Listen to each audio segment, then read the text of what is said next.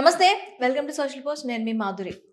Greater నోయిడాలో నిన్న రాత్రి జరిగిన యాక్సిడెంట్. మనిషి నన్ను రక్షించండి అని వేడుకున్నప్పటికి కూడా సహాయం అందలేని సిట్యుయేషన్, అది కూడా ఢిల్లీకి దగ్గరలో.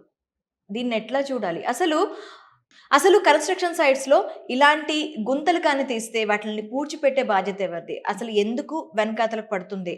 ఇవన్నీ డీటెయిల్‌గా అడిగి తెలుసుకుందాం. మనతో పాటు ఉన్నారు విజ్ఞాన్ గారు.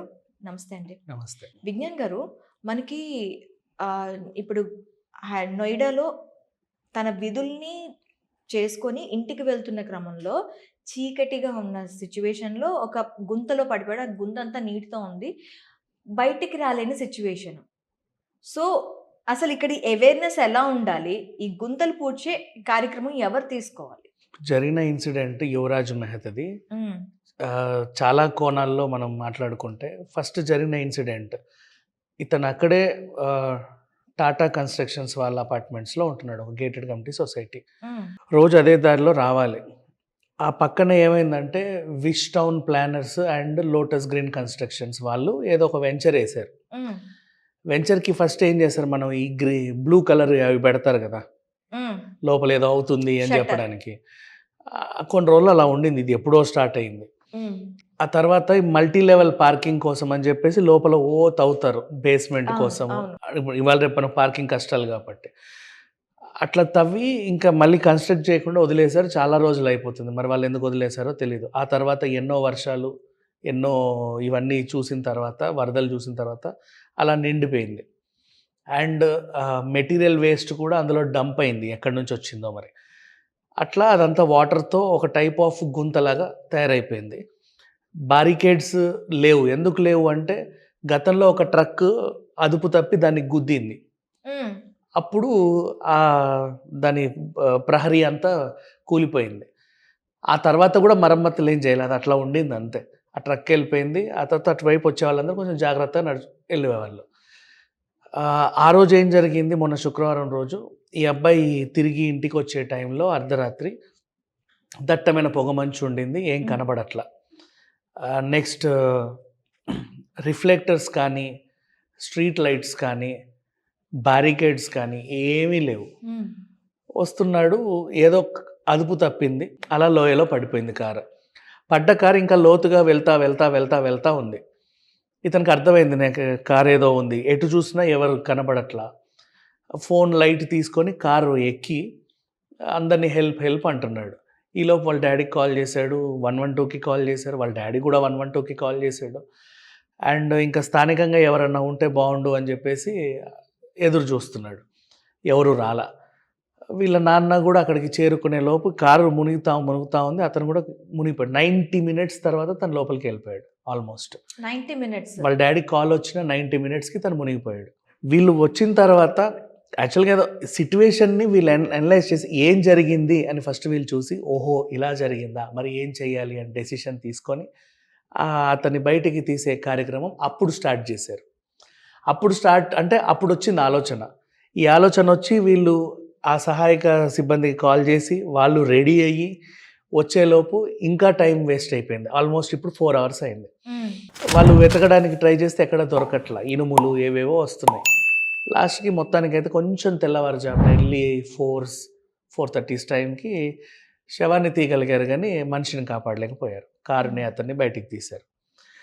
ఇప్పుడు వీళ్ళ నాన్న అధికారులకి, అంటే ఆయన బాధ ఉంటుంది కదా, ఏం జరిగిందని ఆలోచిస్తే 2023లో ఇక్కడ ఒక గొంతు ఉంది, నీళ్లు పేరుకుపోతున్నాయి, దీన్ని ఏదో చెయ్యండి అని చెప్పి వాళ్ళు అందరూ కూడా ఒక దరఖాస్తు పెట్టుకున్నారు.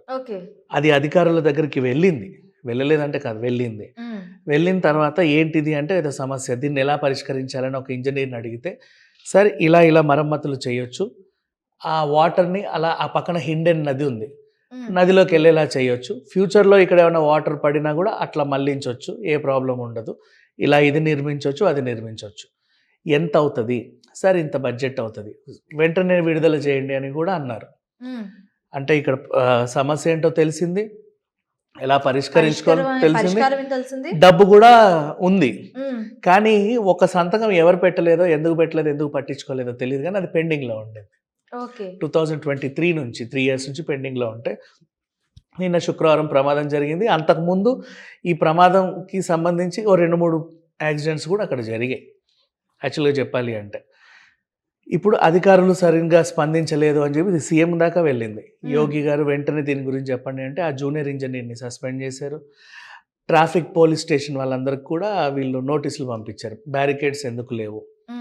ఇప్పుడు బిఎన్ఎస్ యాక్ట్ కింద 105 మరణానికి కారణం, 106 నువ్వు ఉద్దేశపూర్వకంగానే అదేదో చేసినట్టు, 125 కొన్ని సెక్షన్స్ ఉన్నాయి నీ వల్లే అది జరిగింది అని. సైట్ ఓనర్ మీద, సైటు కన్స్ట్రక్షన్ కంపెనీస్కి ఆ ఓనర్కి రియల్ ఎస్టేట్ కంపెనీకి ఇద్దరికి నోటీసులు వెళ్ళాయి.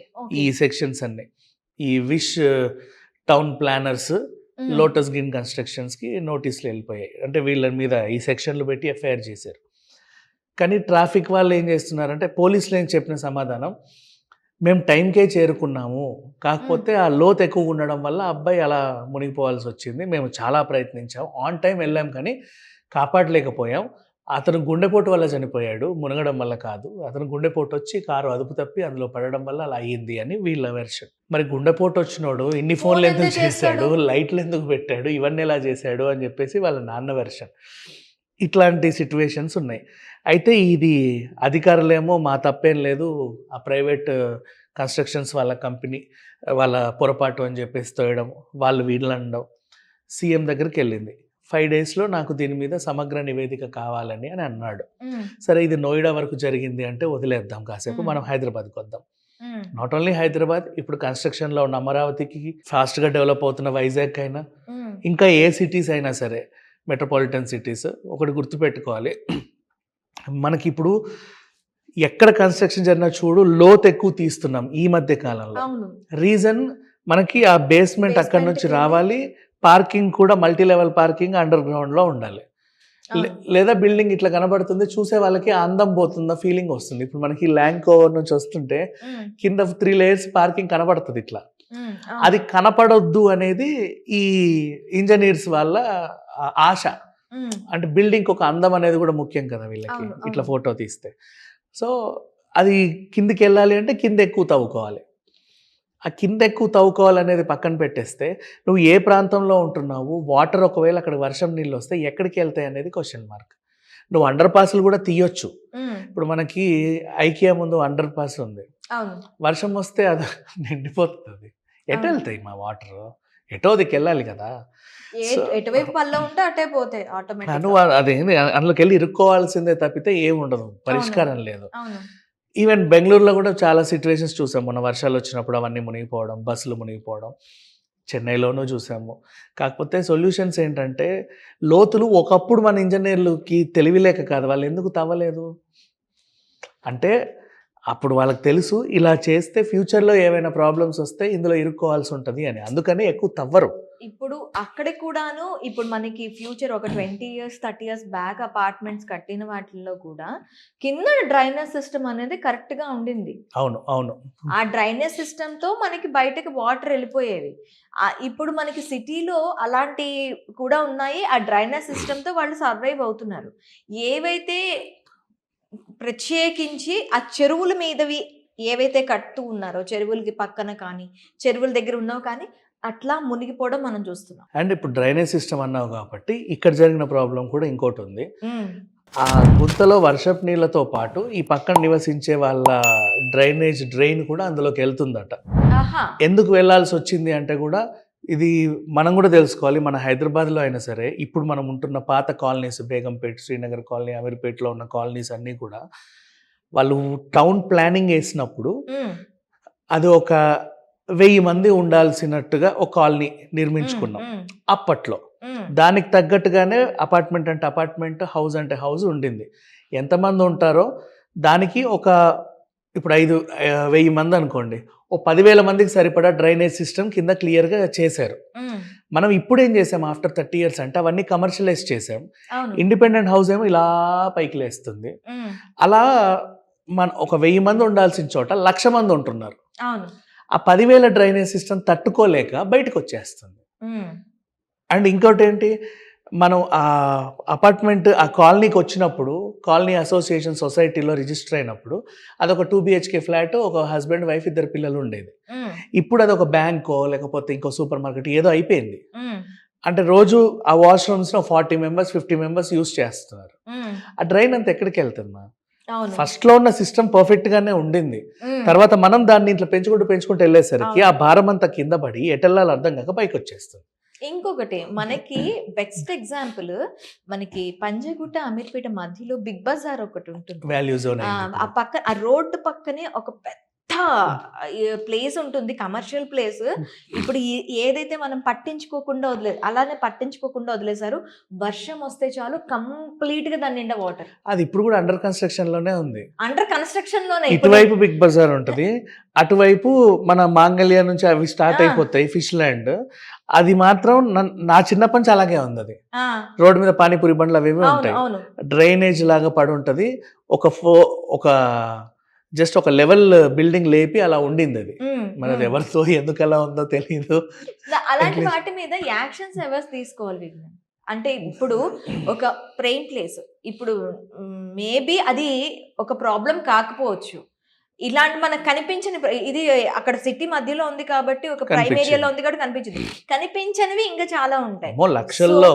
సో ఇలాంటి ప్లేసెస్ లో కన్స్ట్రక్షన్ సగం చేసి ఆపేసి, లేదు అంటే గొంతల తీసేసి వదిలేసి, అసలు నిరుపయోగంగా ఉండే ప్లేసెస్, ఇలాంటి ప్లేసెస్ మీద కేరింగ్ ఎవరు తీసుకోవాలి? వాటి మీద ఇలాంటివి ఏవైనా ఉంటే చర్యలు ఎవరు తీసుకోవాలి? గ్రామ పంచాయతీ నుంచి మున్సిపల్ జోన్కి వచ్చాం కాబట్టి మున్సిపాలిటీలో కేర్ తీసుకోవాలి. ప్రతిరోజు వెళ్ళి డ్రైన్ సిస్టమ్ కరెక్ట్గా ఉందా, అది కరెక్ట్గా ఉందా, చెత్త వేయాల్సిన చోట వేస్తున్నారా, ఇవన్నీ కూడా మున్సిపాలిటీ చూసుకోవాలి యాక్చువల్గా. లేదా టౌన్ ప్లానింగ్ అథారిటీస్, హెచ్ఎండిఏనో లేకపోతే రూరల్ డెవలప్మెంట్ ఎవరు ఉంటే వాళ్ళ ఇష్టం, they have to take care. But సిటీకి ఎవరన్నా పెద్దవాళ్ళు వస్తే తప్ప వాటన్నిటికీ పెయింట్ లేరు, లేకపోతే అంతే అలాగే ఉంటాయి, బ్లీచింగ్ పౌడర్ అంతే. అంతకు మించి చర్యలు తీసుకున్నారంటే as we have made some sanitization సంబంధించి ఏదో చర్యలు తీసుకున్నాము, అక్కడంతా బ్లీచింగ్ చేసాము, అది చేసామని రికార్డ్స్లో రాసుకుంటారు. బట్ అది ఏదో చిన్న మరమ్మతు చేసావు నువ్వు, అంతగానే అది సొల్యూషన్ కాదు కదా. మరమ్మతు కూడా కాదు, ఏదో జస్ట్ చిన్న పైపోతా సొల్యూషన్ అయితే కాదు అసలు అది. ఇప్పుడు నువ్వు ఇచ్చిన ఎగ్జాంపుల్ బెస్ట్ ఎగ్జాంపుల్. రేపటి రోజు ఈ వీడియో చూసే వాళ్ళందరికీ తెలుస్తుంది. ఎన్ని ఉన్నాయి తెలుసా? బేగంపేట సైడ్ వెళ్ళినా మనం ఇక్కడిక్కడే తిరిగి మాట్లాడుకుంటున్నాం, కానీ ఇప్పుడు ఇంత పెద్దది హైదరాబాద్. ఇంకా వెళ్తుంటే శంషాబాద్ దగ్గర నుంచి మేడ్చల్, జీడిమెట్ల వైపు బోల్డ్ ఉన్నాయి, ఇలాంటివి చాలా ఉన్నాయి. అండ్ ఇప్పుడు నోయిడాలో ఇన్సిడెంట్ జరిగింది కాబట్టి మనం ఇక్కడ మాట్లాడుతున్నాం, కానీ ప్రతి ఒక్కరు ఆ ఇన్సిడెంట్ని బేస్ చేసుకొని అట్లీస్ట్ ఇప్పుడైనా సరే అధికారులకు లేఖ రాస్తే వాళ్ళు ఇంత బడ్జెట్ అనేది విడుదల చేసి దాన్ని స్మాష్ చేస్తారు. లేదు అంటే కనుక మళ్ళీ దాన్ని రిపోర్ట్ చేసుకుంటూ ఉండాలి. ఇప్పుడు లోకల్ కార్పొరేటర్ ఎవరో నేను గెలవాలి అనుకుంటారు కదా, ఇలాంటి సమస్యలు ముందు పెట్టి గెలవచ్చు కదా, ఇల్లు తిరిగి ఓట్లు అడుక్కునే బదులు. పలానా సమస్య ఉందండి మీ కాలనీకి, నన్ను గెలిపిస్తే నేను అది తీరుస్తా, నీకు 1000 ఇస్తే 2000 ఇస్తే ఓటేస్తే అది వేస్ట్. ఇవి పెట్టుకోవాలి మెయిన్గా. అది కాదు, ఓన్లీ పొలిటీషియన్ చేయాల్సిందేనా? సాటి పౌరులకి దీని మీద చర్యలు తీసుకునే హక్కు లేదా? వీళ్ళు ఉత్తరాలు రాస్తారు కానీ అవి అందాలి కదమ్మా. ఇక్కడ ఇంత పెద్ద సిచ్యువేషన్, బడ్జెట్ గవర్నమెంట్ నుంచి బడ్జెట్ రిలీజ్ అయిన తర్వాత కూడా 2023 నుంచి అది అలాగే పడుంది. ఇప్పుడు వీళ్ళు రాసే ఉత్తరాలు ఎప్పుడు చేరాలి, ఎక్కడికి చేరాలి చెప్పండి? Nobody will listen. అది సిస్టమ్ అనేది పర్ఫెక్ట్గా ఉంటే ఎప్పుడు ఇట్లాంటి ప్రమాదాలు జరగవు. ఇప్పుడు ఇది ఒక చిన్న ప్రమాదం అంతే, యాక్సిడెంటల్ సిచ్యువేషన్. సీఎం దాకా వెళ్ళింది అంటే దాని అర్థం ఏంటి? ఎంతమంది నిర్లక్ష్యాలు ఉన్నాయి దాంట్లో. అవును, అది మనకి బోర్బావుల విషయంలో కూడాను ఒక చట్టం వచ్చింది. సో ఇలాంటి వాటికి కూడా ఒక రెగ్యులేషన్ గా ఒక చట్టం వస్తే బాగుంటుంది అంటారా? నువ్వు కన్స్ట్రక్షన్ చేస్తున్నావు అంటే ఫస్ట్ మాకు ఇన్ఫర్మేషన్ ఇవ్వు, మేము ఏ రోజు స్టార్ట్ చేస్తున్నావు, ఏ రోజు కంప్లీట్ చేస్తావు. మధ్యలో ఒకవేళ ప్రకృతి కారణంగా నీకు కూడా తెలియకుండా భారీ వర్షం వస్తే, ఇన్ కేస్ నీ దగ్గర వాటర్ డ్రైన్ అయితే, నువ్వు ఇమీడియట్గా వాటర్ వాళ్ళకి ఇన్ఫర్మేషన్ వాళ్ళు వచ్చి దాన్ని తీస్తారు, ట్యాంకులు ఎక్కించుకొని వెళ్తారు. ఇవన్నీ కూడా నువ్వు సూపర్వైజ్ చేస్తా నీ బిల్డింగ్ కన్స్ట్రక్షన్ కంప్లీట్ చేయాలి. ఫ్యూచర్లో కూడా నీకు ఇట్లాంటి ఏమైనా సమస్యలు వస్తే వెంటనే చెప్పాలి. లేదు అంటే మీ ల్యాండ్ మొత్తం సీజ్ చేస్తామని గట్టిగా ఆర్డర్స్ పాస్ చేస్తే ఆ భయానికైనా సరే వీళ్ళు తీసుకుంటారు. లేకపోతే ఎంతోమంది తెలుసా రియల్టర్స్ వాళ్ళ ప్రాపర్టీస్ అట్లా గాలికి వదిలేసి ఉన్నారు. ఎవడన్నా ఎప్పుడన్నా బయర్ వస్తే అప్పుడు డెవలప్ చేద్దాము, ఇప్పుడు ఎందుకు అనవసరంగా దీని మీద ఖర్చు పెట్టడం అని చెప్పేసి అలా వదిలేసినవి చాలా ఉన్నాయి. Okay, thank you.